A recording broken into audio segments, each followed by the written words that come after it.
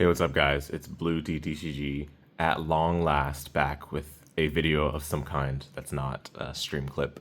I'm here this time with a Yu-Gi-Oh deck profile for the advanced TCG format. Today I just wanted to quickly show the deck I brought to the Chaos Origins premieres that took place this past week, because I wanted to throw together just a quick deck for this format since I had semi-interest in the new set Chaos Origins, which obviously is a highly sought-after set with all those powerful cards they were releasing in that one.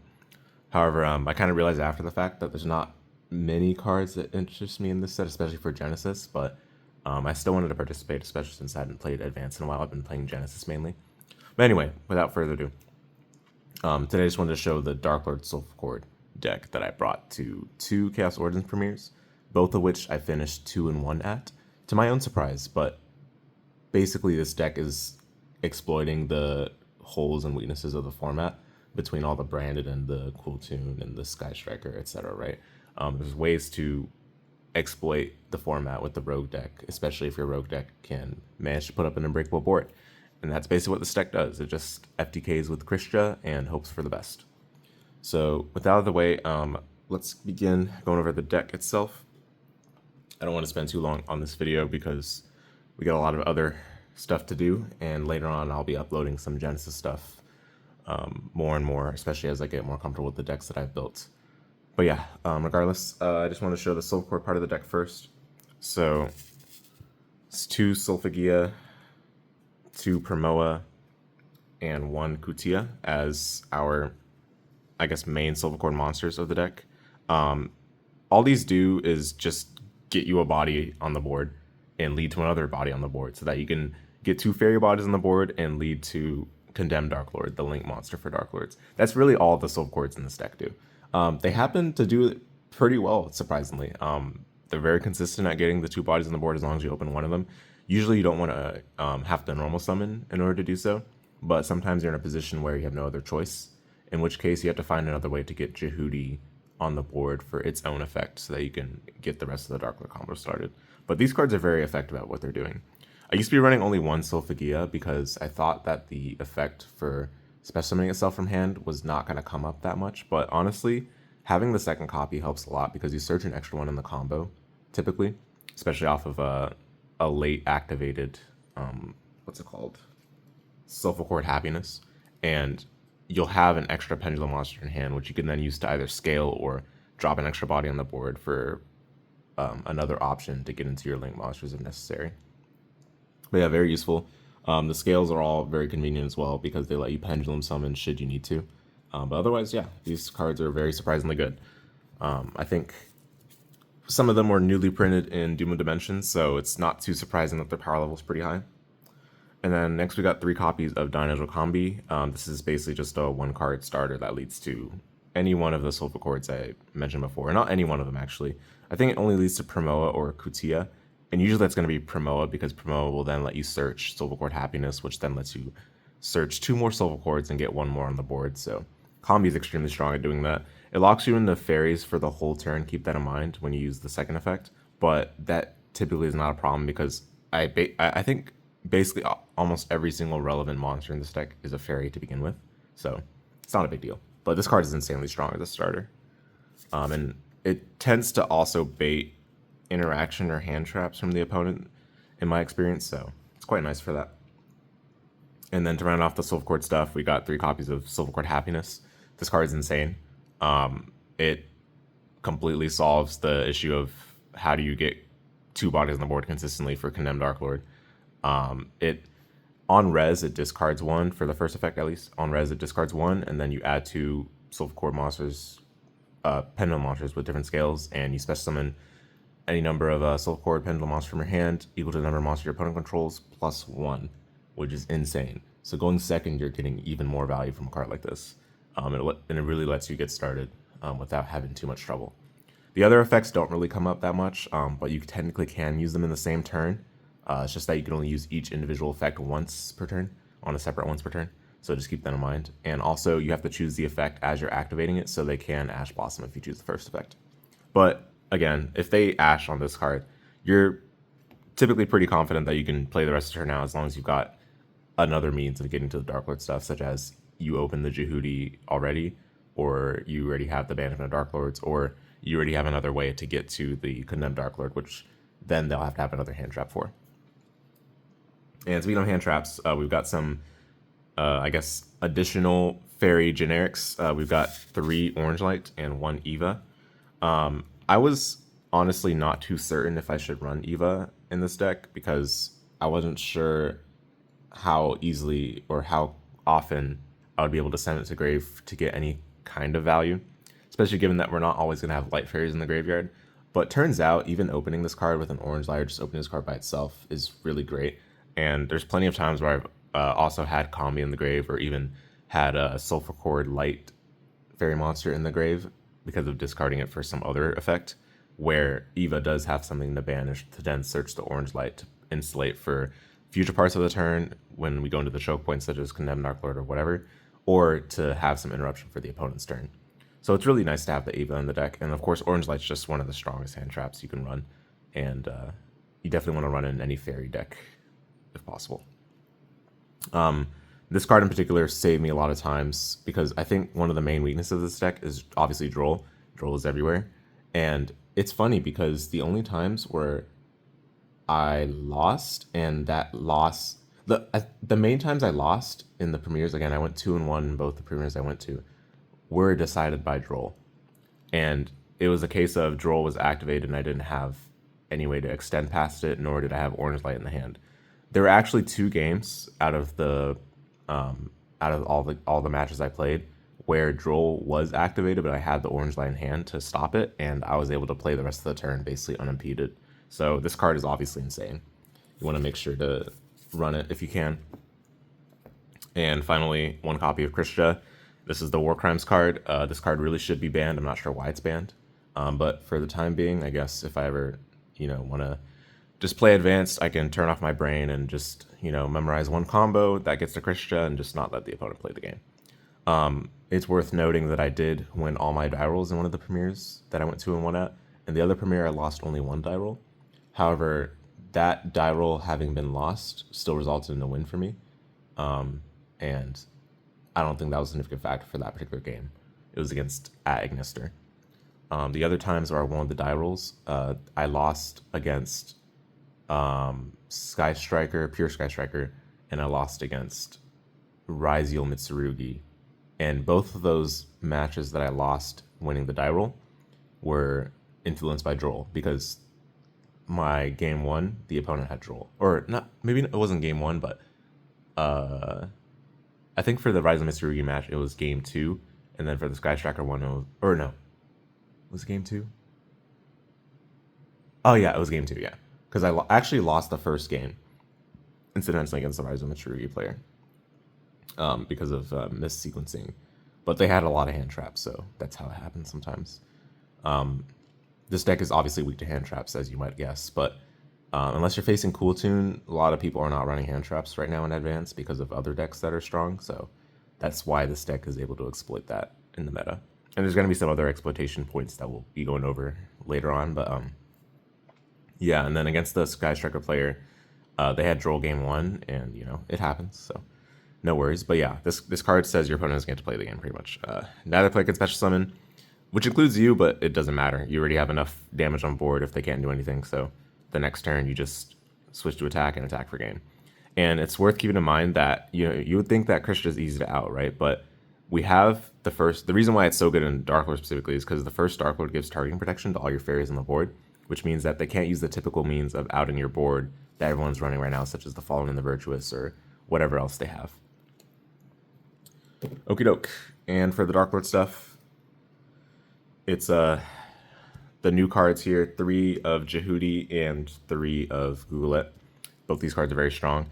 At one point I was thinking that you should only run 2 copies of Googlet, but you really want to see it in your hand actually, because it's great to have it as an option for discarding, for Condemned Darklord, for Solfachord Happiness, even for Orange Light, and it lets you have the advantage that it builds more consistently.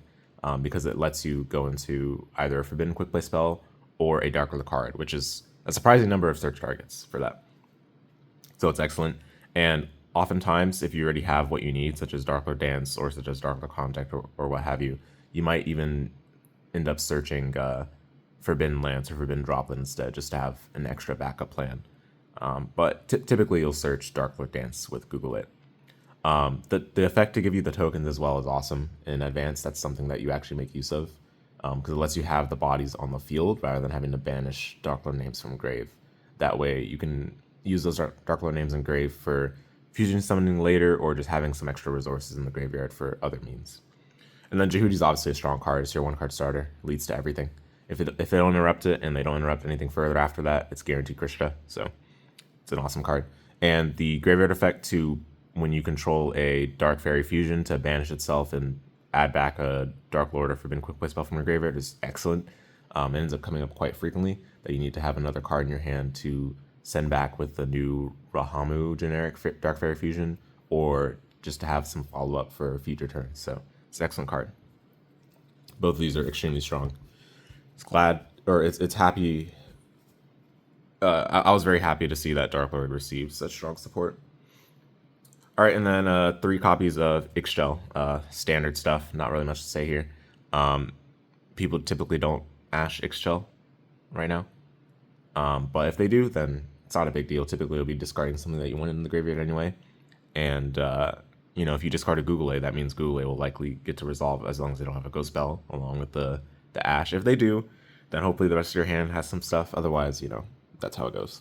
You're playing a rogue deck after all.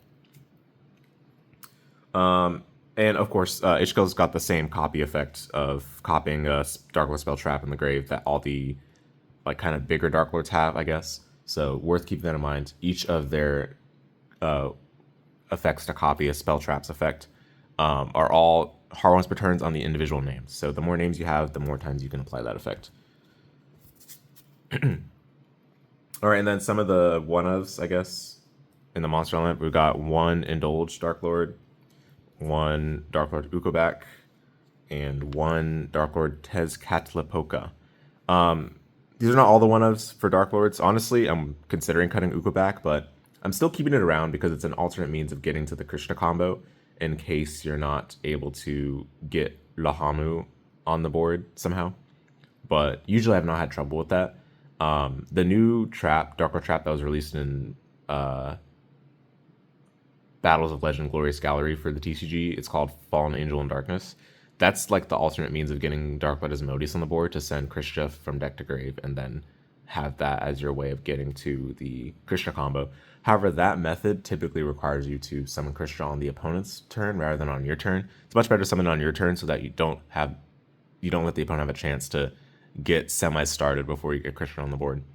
But regardless, Ukobak's kind of there just to have another means to get there. But I've honestly never ended up using it for that at the 2 premieres I attended, so maybe I don't really need it. I guess it's also another way to get Google A in the grave, but I've never had that come up either. Indulge Darklord, awesome card. It summons a Darklord monster to your opponent's field and adds a Darklord monster with a different level to your hand. This is actually insane because it lets you not only get an additional body on the opponent's board that you can then use for material for the fusion summon of using Darklord Dance, but also it nets you another Darklord monster in hand. Typically, this will be Tezcatlipoca or Morningstar or even Yugioh. But the big thing about this one is that it also stops the opponent from utilizing certain hand traps or board breakers if they didn't already use them. Examples being Infinite Impermanence, Mulcharming Foolos, although typically they'll have used it by then already. But that's also included Mulcharming Foolos. Evenly Matched, if they wanted to use that as a board breaker, they wouldn't be able to anymore because they control the card. So this card, giving your opponent a monster, actually ends up mattering quite a bit.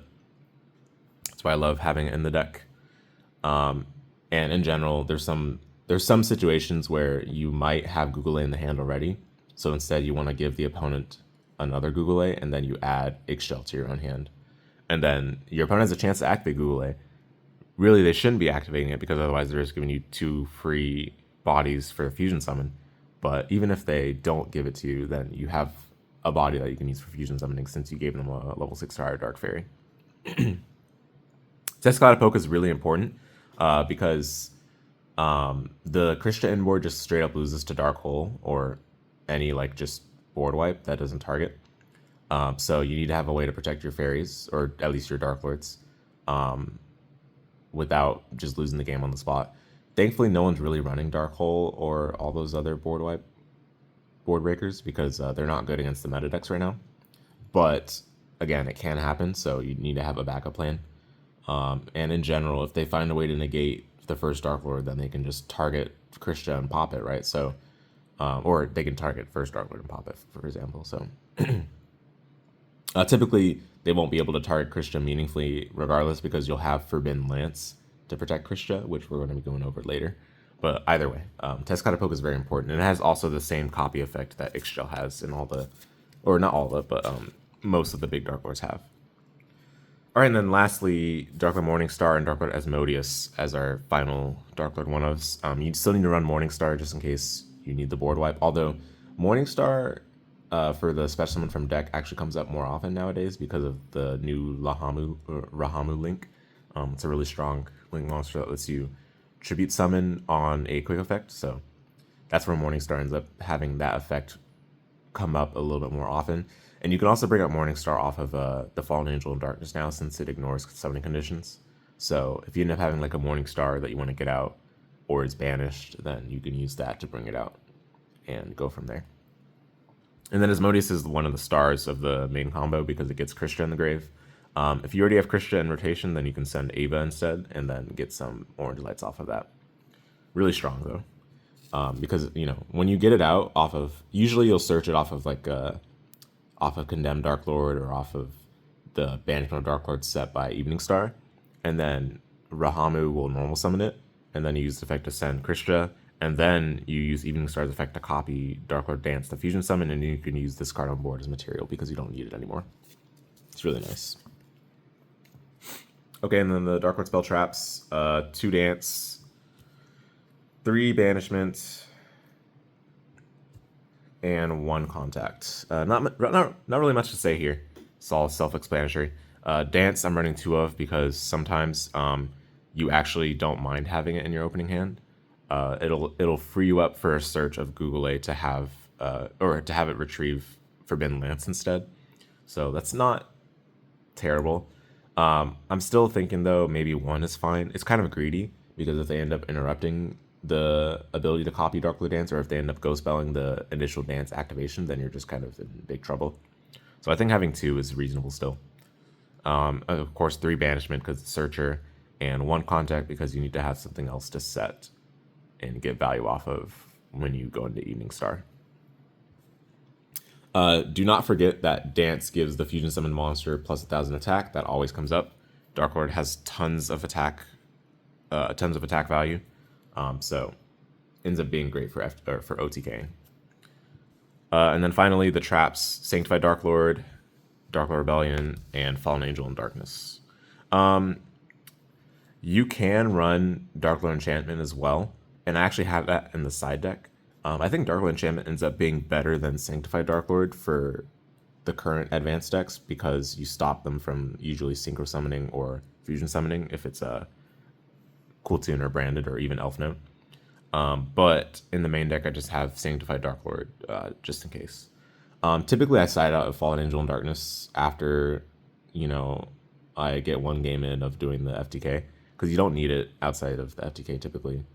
If there is a grind game, though, you want to have this around still. And then Rebellion's definitely the best of the traps that Darklord has.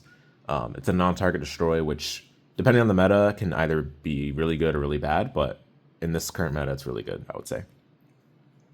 So yeah, and of course, this one's a non-target effect monster negate. Enchantment is the non-target take control. Darklord's got a great suite of tools available in those regards because they can just copy these effects from the grave without paying the cost.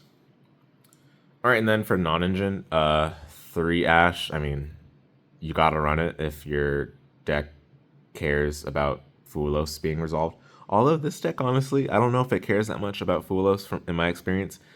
I did get Fulos multiple times, but the time that I let it resolve, I was able to push through and get the FTK anyway.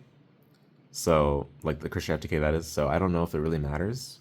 And plus, Uh, if they happen to, I don't know, if they happen to have stuff that is online when you activate a monster effect, then I don't know if this is something that you want to have. But regardless, it's nice to stop other stuff potentially too. Like if you have this in your hand. Actually, this did come up when I fought the Brandon player in the second premiere that I went to. They try using Gold Sark to search Tri-Brigade Courier and then use its banish effect to search Albaz, and I had the Ash. So I think it's still fine to have this card. Sometimes you'll be able to Ash like a key search that your opponent does, but it's mainly just to stop Fulos, which again I don't know if it matters that much. 'Cause I'm pushing through Fulos usually anyway. I'm not gonna be making a half board under Fulos because if I get the Kristya, I win the game. So all right, triple droplet and singular Lance. Lance might look weird in this deck, but trust me, it's very important to run it. Board breakers typically have give your opponent a chance to stop the Kristya from locking them out of playing the game. But then when you have Lance, which is search off of Google, then you say no to that. You just target your Kristya, make it unaffected, and boom, you're chilling. Now you might be wondering, how do you stop droplet? Well, for droplet to specifically work against the inboard we're making, they have to send all three of monster, spell, and trap. Otherwise, we still have a way to get around it no matter what. Evening Star will ensure that we get the trap set, along with the spell, of course, but usually a trap is what matters. So we'll have a trap to be able to respond to droplet if they don't send trap off of it. If they send trap and spell, then we can use Evening Star's quick effect to copy a spell that's still left in our grave off of the previous combo that we did the previous turn, and then chain Lance to protect our Kristya. And if they send monster and trap, then we can just use Lance right away to protect our Kristya. So Lance is awesome in that regard. Protects the Kristya from board breakers or whatever else you protect it from board breakers. Droplet's self-explanatory. I usually side out Droplet though when I know I'm gonna go first in game 2 and 3, in game 2 or 3, sorry. So you don't really need to keep Droplet around. It's mainly because you can search it and because it's a good board breaker. But I side it out typically when I know I'm going first. Last but not least, Pair Bear Scare. This is the most cuttable card in the deck, I think. But honestly, it's a good card. I've been running it in pretty much all my Genesis decks to great success. So I want to try it out in advance. But honestly, I opened it only once. And that one time I opened it, I didn't need it. So I'm not sure if I need it for sure. But the rationale behind running it was that this inboard is actually pretty vulnerable to a non-target destroy, as I mentioned with Dark Hole. But Pair Bear Scare even more so. So I wanted to have the Pair Bear Scare in my deck to stop my opponent's Pair Bear Scare in case that came up. But I don't think anyone at the premieres were running Pair Bear Scare, so it ended up being kind of useless. But that's the kind of card it is, so no issues with that. All right, quickly going through the extra deck. This is already kind of longer than I wanted it to be. 3 Condemned Darklord, main link monster you want to go into. Again, it doesn't activate on summon, so you got to keep that in mind. Most of the time, your opponent will try to remove it before you get to activate its effect, but that's why we're running 3, so we'll be able to go into it a second one pretty easily. And we're generating so many bodies with the Solfachord sub-engine, so it's not a big deal to get out another one if they pop the first one that you go into. Then we have Rahamu, the MVP of the deck. This was released in Blazing Dominion. It's a free agent Dark Fairy Link monster. The materials are just 2 effect monsters, which is just nuts to me. The arrows are not great, but the effect is insane. Once while it's face up on the field, you get to normal summon a level 5 or higher monster without tributing for free, basically. And then during the main phase, it's a quick effect, and after it resolves, you can normal summon a level 5 or higher dark monster, which obviously everything that's Darklord in this deck is a dark monster. And then the end phase effect actually is insane as well. During the end phase, you can reveal any number of monsters in your hand, put them back at the bottom of your deck, and draw the same number of cards, which is great for filtering into stuff like Orange Light that you have in your deck, or even Tezcatlipoca, or whatever else that you might want to find to stop your opponent from interrupting your board during your end phase. So it's a really good card. And I use it also for recycling any unused Solfachords that remain in my hand, because they're not going to be useful usually past the first turn, so it's great to get some better cards off of it. All right, some generics that I didn't really use: Underworld Goddess, Fairy Cheer Girl, and Purification Power Patron. Well, I actually did use this one, and this is new from the Chaos Ordinance set. These other two I didn't really use; they're just kind of here. But Purification Power Patron is actually great. It's like an IP Masquerena, but for fairies. The first effect doesn't apply for this deck, but the second effect allows you to, as long as you control another Dark Fairy, you immediately after it resolves, you can link summon using this card you control. It's basically an IP. The reason why we're not running IP is you're locked into fairies with a lot of combos in this deck because of cards like Google and Jehudi. So basically, this is just like an IP, but for fairies. That's all. Underworld Goddess in my brain would come up, but honestly, every time I was either FTKing or, you know, like just losing right away anyway, so it never really mattered. I usually sided it out for a card in my side deck, which is Allvain, the Essence of Vanity, which I used for heavy polymerization target. Speaking of heavy polymerization, this is said heavy polymerization target. 3 copies of the first Darklord. Yeah, boss monster of the deck, still as good as it was when it released. Insane card. Gives targeting protection for all your fairies, which is kind of a hidden effect from what I've noticed. It seems like a lot of people miss that part. Obviously, it also summons any fairy from hand or grave on a non-targeting quick effect that costs 1,000 life points, as well as doing a board wipe if you fusion summon it with Morningstar's material. However, you can only use one of those effects per turn, and only once that turn. So keep that in mind. Usually, you'll just be opting for the summon a fairy from hand or grave with this deck because you're trying to crystal lock your opponent. So playing the game is overrated. All right, and finally the other MVP of the deck, Evening Star. This card is insane.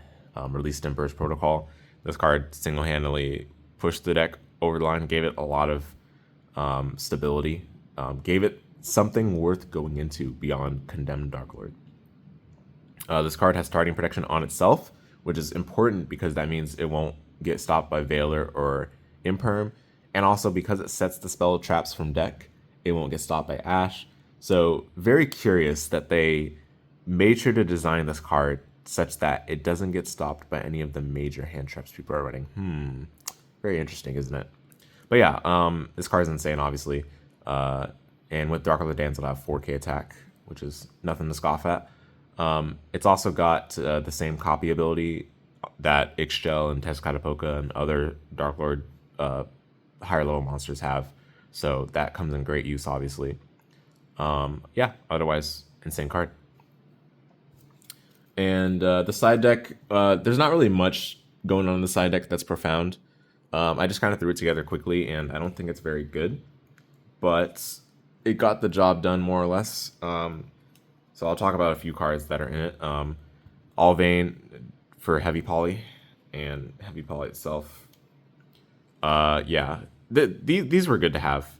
I think the thing is, though, because it was kind of annoying to side these in, because, you know, you're swapping extra deck cards and stuff, I ended up siding in them as often as I should have, and siding them in would have definitely helped in the times I didn't do it, so I kind of regretted not siding them as much. The nice thing about Allvain is that it lets you not have to pay life points, or lose life points rather, when you use Heavy Poly's effect to banish from extra deck for the materials.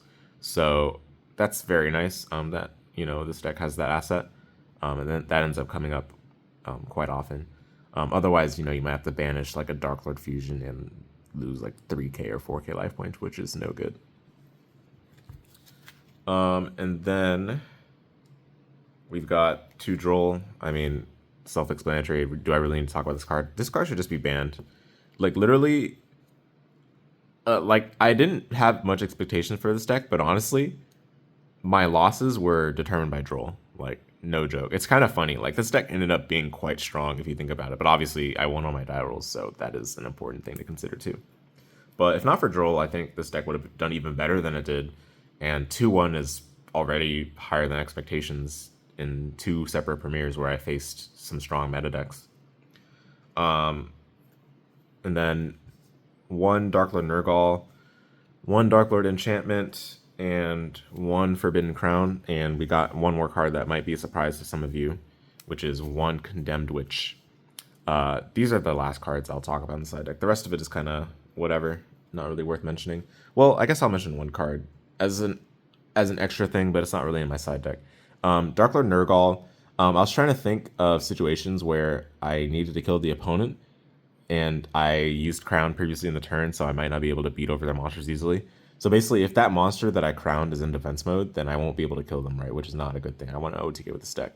So I have Nurgle here to give all my fairies piercing, and that way I can actually kill the opponent under Crown.